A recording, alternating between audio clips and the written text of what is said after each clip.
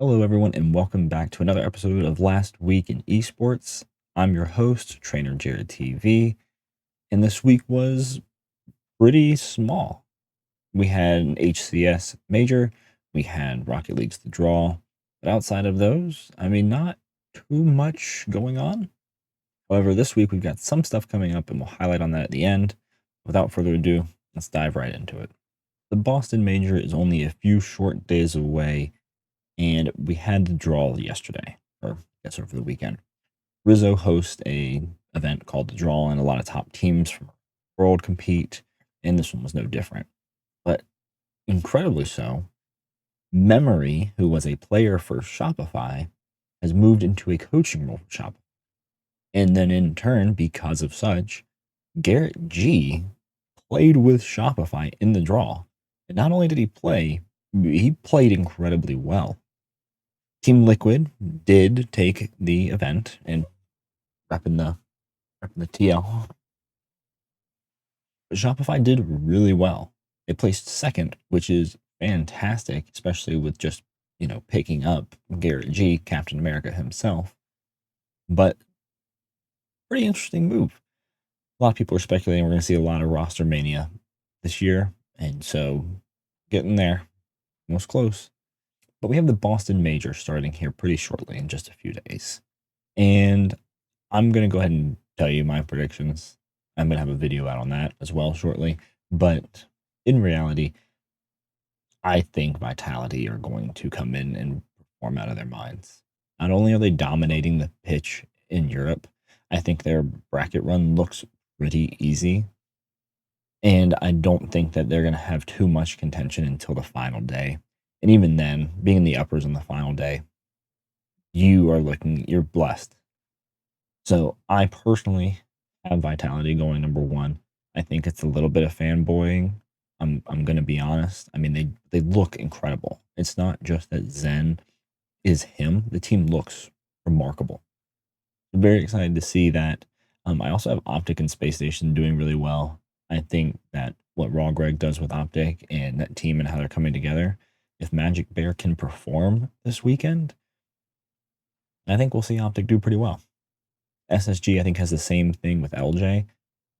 If LJ can step up and continue to deliver, I think they have really good chances of doing well. Nothing super crazy in League this week. Regular season's going on as normal, but something to highlight. FlyQuest is bouncing back.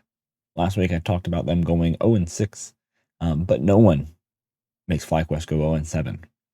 They've bounced back a little bit, won a few games, and now I think they're not 10th place anymore. So shout out to them. They definitely have the talent in the roster to do well. I think it's really starting to figure out how those pieces mesh together. And there's not much time left. I think there's only 3 or 4 more weeks of LCS regular season. So they better lock it in. Also doing super well, Gen.G. Gen.G is undefeated in their region. I think they are kind of a favorite for Worlds this year.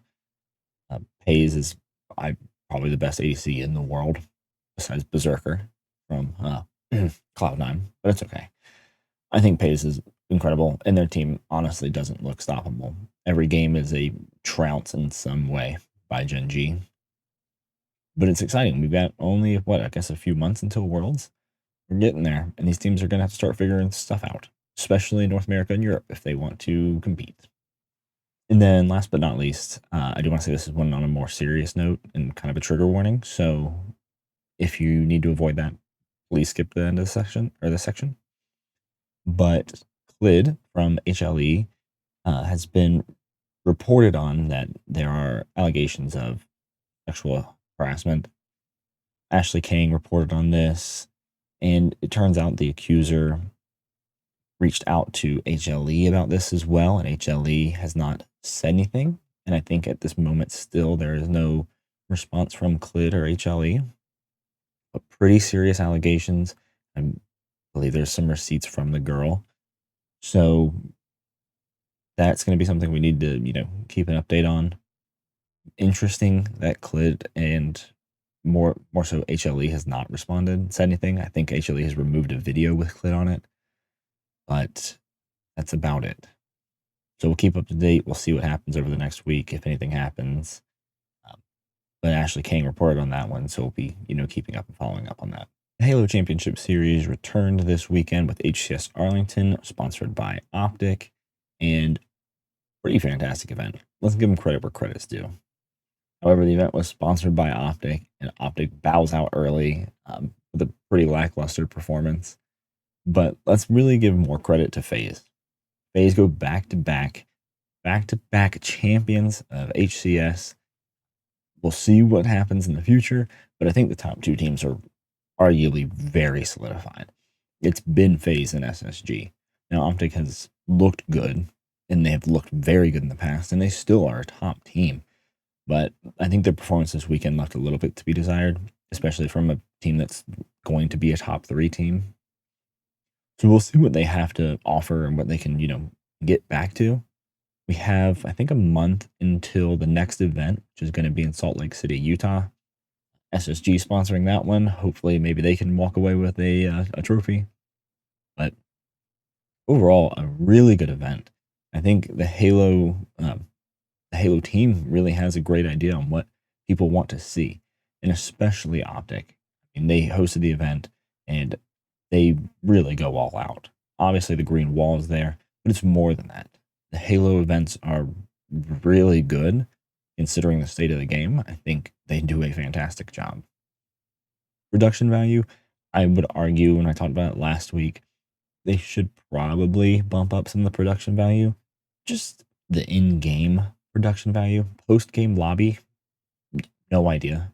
It's a mess. If you don't watch Halo, you don't understand what's happening. But overall, good event. We've got 2 or 3 more coming up before Worlds. Next is in Salt Lake, though. So months till that, I believe. See what happens then. So I took a week off from Let Him Cook because I didn't have anything, I think, great to talk about last week, or at least to kind of rant on. But we do this week. And we got a banger. Now, let me first preface this. The person I'm going to talk about today is someone I truly don't hold much affection towards. Okay, the person I'm speaking about is the TFT game designer and lead, Mortdog, Riot Mortdog. In all honesty, I just don't like the guy that much. That being said, I've got his back on this 1,000%. So for people who don't know, TFT is an auto battler. It's Riot Games' auto battler, and it's incredibly popular. It's grown immensely. Okay? Their public beta testing was so popular this set that it basically was unplayable because you couldn't get in. The queues were massive, and the servers kept crashing. It was awful. Okay? The game is incredibly popular, and it's growing. That being said, there's a lot more people watching it and a lot of faces on it. It's also an incredibly competitive game. And with some of the new stuff that comes in with every set, and for those who don't know, the sets are different iterations of the game, like a new season. They have new sets in TFT. The new set introduced something called Legends, and it changes the way you can play the game. So you can cater it towards the playstyle you want to play for. It's fantastic for casual players or people who want to have fun. And right, Mortdog talks about this. It's brought in a lot of people, and people are very happy casually to play the way they want to. I agree. I absolutely adore it. I can do whatever I want in the game with these legends, and I don't give a shit if I go last. I'm having a great time. But Mortdog has been under a lot of flack recently for a patch that went out like a week ago. They made a patch, buffed a legend, possibly a little too much, and in turn, the very competitive side of TFT turned on him. The patch was not great, probably one of the worst ones that was out there for TFT, and they crucified him for it. They were going to take Riot Games Day. The TFT team was going to take a break, this summer vacation, so they had a patch out. They're like, we're not going to touch it. We're not going to do a B patch. We're just going to leave it out there. We're going to take our vacation. I'll have fun. And it harmed the competitive state of the game. The patch was significant enough to change the meta immensely. And with that being said, people and outspoken voices from the TFT community crucified Dog and the team, making fun of him, hatred, vile, just spitting just rude things about him and the team. And that sucks. And if you're watching this and you're one of those people, you should be saddened by your behavior. It's disgusting. Dude, shit happens, and I will never understand the need for the violent hatred towards the game devs.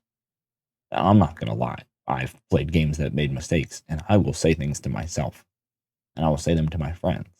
But I'm not DMing game developers telling them to jump off a cliff in Minecraft. Okay? This is absurd. Go outside and touch grass. Okay? Shit happens. They make patches. Things change. I look back on like the Fortnite with the battle mech. Ruined the game. But guess what? Don't fucking play it. Just don't play it. Okay? Or make some real actual feedback. Don't DM death threats. Okay? It's really that simple. And especially for someone who, as much as I'm not a fan of him, Dog is probably the best community lead I've ever seen in a video game. TFT is very in tune with their players and their player base, and they have active channels of communication that are fantastic for the game and for Riot. They both work together in conjunction so well and have led to a phenomenal game and player base. And to crucify him and the team over one patch, disgusting. Truly, if you are one of those people, you should really evaluate yourself and what you hold near and dear. Because if you're DMing death threats to a game developer over a patch, there's bigger issues. Without further ado, let's jump into our top 5 this week. We've got League, we've got Halo, we've got Rocket League. Let's see what we've got. Almost 7 minutes in order to do so, but Optic are on the board and Cosmo on the basketball. Lucid showing why he's the reigning MVP. He's not done. Let this man cook. If he does it for too long, he's gonna burn something. I like that, Tony. Oh yeah, Lucid, give us some more. Let's go, Optic chance start legend. Guardians knock down that first tier 3 turbine in the top side. They're going to look for tier 3 in mid next. Licorice has control over that wave. Solo's ready to summon up the Ornhorn here. They're going after Stixay. They do a lot of damage, and they manage to take him out, but they're already going to lose their jungler in return. Shut down over to Tactical. He's got to do a lot more work. Licorice pops the dominance, continues running forward. Now they're going to turn their focus over onto Balulu as Tactical falls back towards the fountain. He'll be the last man standing. A quadra kill over to Gory. Tactical gets out. Oh! Kill for Gory of the Golden Guardians. The ace will be the end of the game. Well, I'm going to win this game. Well, that is going to be a Glacial Prison on Dewilla. He's taking a lot of damage, or is he? He's a pretty tanky boy. He's dead. Oh my god, he Gale bosses them to game 2. Right, to stop Optic and Tram, but they just couldn't do the job, and now Formal has the Bulldog, gets the double kill, and they are pushing aggressively as it's a triple now for Formal. He wants more! Give it to him! Oh! Formal hits the kill-tacular! Will Rebellion start springing those traps, or are Boulevard going to be able to manage this minefield of a game to stay alive in the series? It's been a good minute. It's been a good look. It's been a lot of control from Volard, something that they haven't had a whole lot of, but oh my goodness! Garrett sneaks one over the top. What was that? And that'll do it for today's episode, or I guess last week's episode. Thank you all for tuning in. It's really been a pleasure, and I love making this content, and I appreciate the welcome reception. That being said, we have the Boston Major coming up this week for Rocket League. I'll be traveling to that, so streams aren't going to be happening. And also, next week's episode might be a day late. Just a heads up. Outside of that, I think we're good to go. Thank you all for watching. If I missed anything, please let me know in the comments. If not, like, subscribe, tell me how great I am. Either way, I'll see you all next week. GG's.